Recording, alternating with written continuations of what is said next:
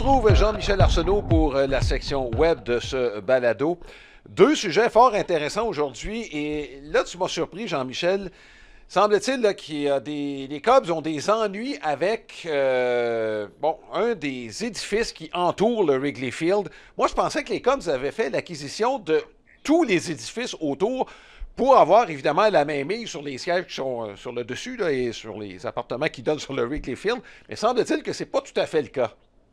Non, effectivement, Alain, il en reste un dernier. Fait que la petite histoire, en 2004, t'as les Cubs qui avaient eu une entente dans laquelle ils donnaient 17% des revenus. En fait, ils récupéraient 17% des revenus de de tous les propriétaires qui avaient ce qu'ils appellent les rooftops sur Waveland Avenue puis Sheffield Avenue.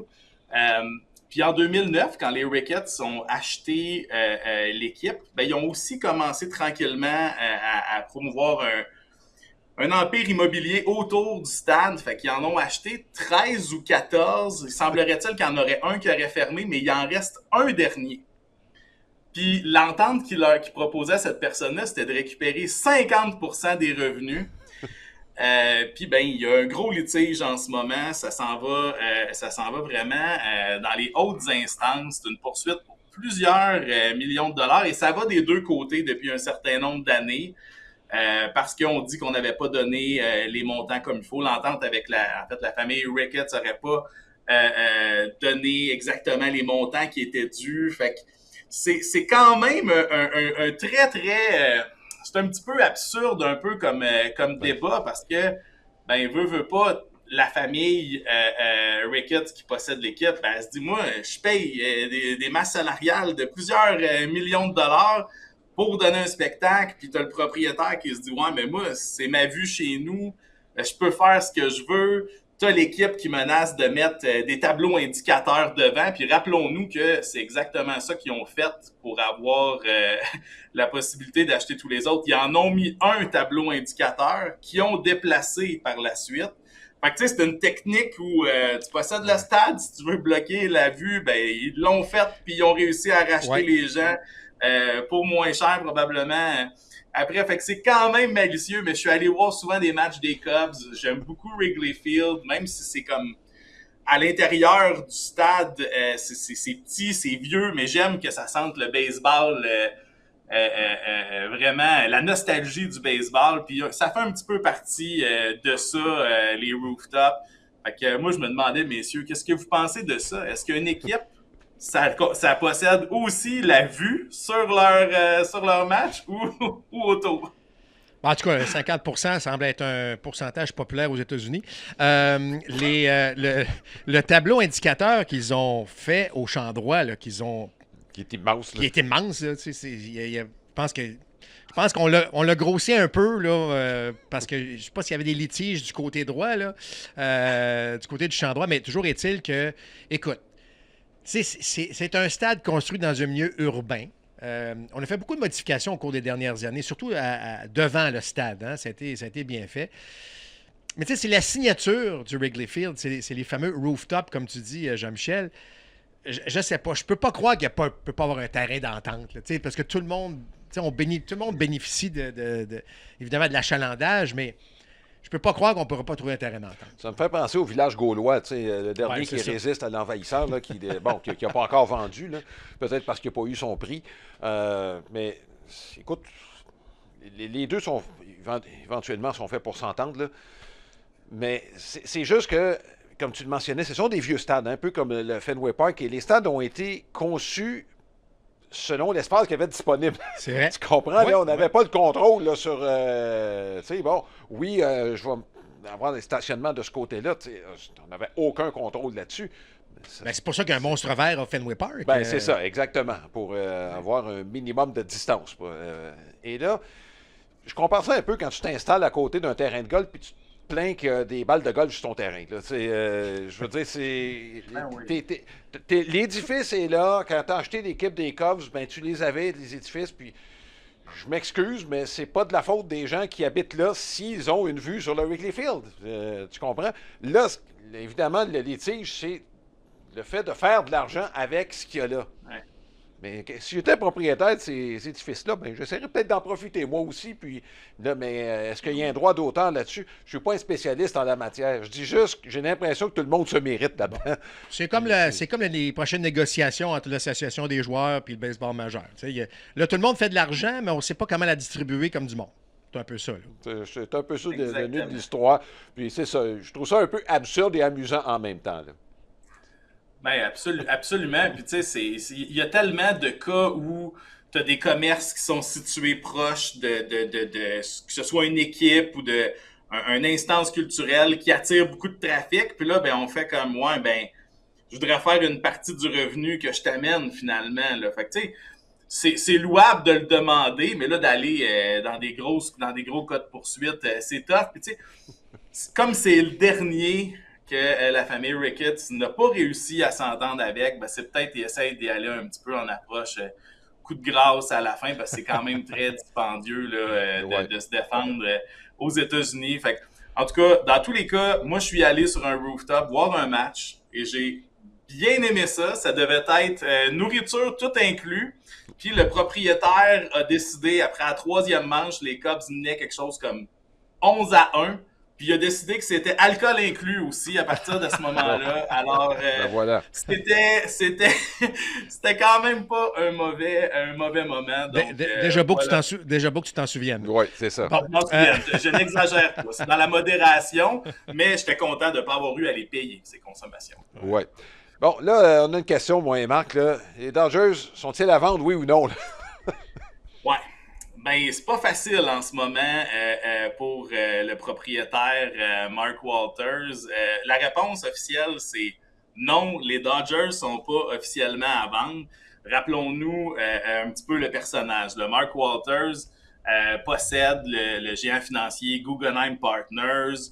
C'est un homme d'affaires qui a toujours été quand même discret, même on peut le considérer comme un fantôme médiatique, mais qui a eu une agressivité financière quand même assez démesurée. Puis sa manière de faire de l'argent, c'est qu'il utilise l'argent qui est issu de ses compagnies d'assurance pour financer des achats d'actifs sportifs et immobiliers majeurs. Fait que c'est c'est pas le seul à utiliser ça, mais ça lui a permis au fil des années d'acquérir les Dodgers, les Lakers à une certaine époque, le Chelsea FC dans la Premier League, le Spark de Los Angeles dans la WNBA. C'est lui qui a aussi lancé la Ligue professionnelle de hockey féminine. Fait qu'il c'est quelqu'un qui est quand même très, très, très impliqué, mais en ce moment, il y a un besoin d'urgent de liquidité. Puis, tu sais, des fois, ce que tu possèdes, tu peux pas le transiger parce que ça a une valeur, mais c'est pas de l'argent. Puis là, en ce moment, son enjeu, c'est vraiment là. C'est ce qui l'a conduit à, on va appeler ça liquider ses participations qu'il a pu avoir. Du moins, on sait pas si en tout ou en partie, mais on sait que c'est une bonne partie de ses participations dans les Lakers pour récupérer des sous, parce que c'est pas un petit pactole qui lui est demandé, c'est 21 milliards de dollars. Rappelons-le, là, c'est pas juste des équipes sportives, il y a aussi un gros, on va appeler ça, d'après moi, il y a beaucoup de portes. Fait que il est en train de regarder, voir qu'est-ce qu'il peut faire là-dessus rapidement, mais on lui met beaucoup de pression, puis tu sais, quand on possède on va se le dire, là, c'est pas évident de vendre des participations dans des équipes, c'est des choses qui se négocient sur le long terme, c'est ce qu'il n'a pas. Puis ce qui lui était reproché, là, le 21 milliards de dollars, c'est que dans le fond, c'est issu de tout ce qu'il y a eu comme relation, en fait. Il s'est fait ce qu'on appelle en anglais là, du self-dealing. Fait qu'il s'est passé de l'argent de ses compagnies d'assurance directement pour ses actifs, puis ça l'a pas laissé les bonnes traces qu'il fallait que ça laisse. Fait que là, en ce moment, il y a beaucoup d'instances auxquelles il doit de l'argent qui remontent vers lui. Là. Puis il y a même le FBI qui a saisi jusqu'à son téléphone et son ordinateur dans les dernières semaines. Donc ça devient quand même quelque chose qui est très, très, très dur. Rappelons qu'en ce moment, il est en train d'essayer de revendre ses parts dans le Chelsea FC. Fait que ça complexifie quand même pas mal la donne pour lui. Mais son joyau, c'est vraiment les Dodgers. Donc, soyons rassurés. Ça les place quand même dans une situation précaire. Puis là, les Dodgers, on va se le dire, là, changer un peu le portrait du baseball avec les dépenses, puis les contrats d'Ohtani, puis Carl Tucker là, au cours de l'hiver dernier. Tu as l'impression que chaque fois qu'un joueur devient joueur autonome. Puis là, on s'en va en pleine négociation, Alain, en plus. Il peut avoir une influence là, sur la suite des choses là, avec ce qui se passe avec les Dodgers. Oui, puis ce que tu viens de me dire, là, juste d'accoler le mot FBI envers le propriétaire, là, les propriétaires dans le baseball majeur sont assez frileux sur ce genre de choses. Ah, tout à fait. Puis, tu sais, ça sera pas un enjeu de est-ce qu'il va devoir se départir des Dodgers. Mais ça peut effectivement avoir, tu sais, rappelons que c'est une masse salariale, on s'entend, qui est très, très, très grande, mais au-delà d'avoir une grande masse salariale, c'est les actifs dus sur une très longue période aussi. Ouais. Donc, tu sais, ça se pourrait qu'à un moment donné, il y ait des choix ou peut-être à un moment donné, des décisions qui soient faites. Tu sais, je veux dire, c'est déjà arrivé que des propriétaires pouvaient plus nécessairement se permettre les masses salariales qu'il y avait. Donc, il y a des transactions des fois qui peuvent être faites. Rappelons-nous que c'est une équipe qui développe très bien. Encore aujourd'hui, c'est un des... le réseau de filiales est un des meilleurs. Ouais. Donc, tu sais... Ça n'empêche pas les Dodgers, comme tu le dis, Jean-Michel, de développer, de bien repêcher, de bien encadrer les joueurs actuellement, d'avoir des départements là, spécifiques de statistiques avancées puis de données. T'sais, on fait les choses vraiment là, première classe là, chez les Dodgers. Mais là, ça vient quand même, je trouve, moi, changer un peu le vocabulaire. Parce que les propriétaires des Yankees et même à la limite des Mets qui disent hey, un instant, il va un petit peu trop loin. Il y avait peut-être un message là-dedans là, qu'il fallait. Non, mais tu comprends? Oui. Ben, oui, puis c'est comme il a marqué d'une manière indélébile là, la manière qu'on dépense dans le baseball professionnel. Fait que c'est sûr que bon, il y a des langues sales qui disent qu'il y a des petits marchés qui se réjouissent un petit peu de ça. Ouais. Moi, je pense pas que c'est une bonne chose parce que l'argent qu'il fait, il en redistribue quand même une partie. Ouais. Là. Fait que c'est sûr et certain que c'est pas bon pour l'image du baseball, c'est pas bon pour lui. Il y a des répercussions. Là, est-ce que ça peut avoir une répercussion même au niveau de la PWHL, qui est une toute petite propriété. Là. C'est du pocket change pour lui dans son portfolio, mais est-ce qu'à un moment donné, ça peut mettre de l'ombre sur tout ça? Peut-être. Est-ce que ça va limiter à un moment donné ses potentielles acquisitions?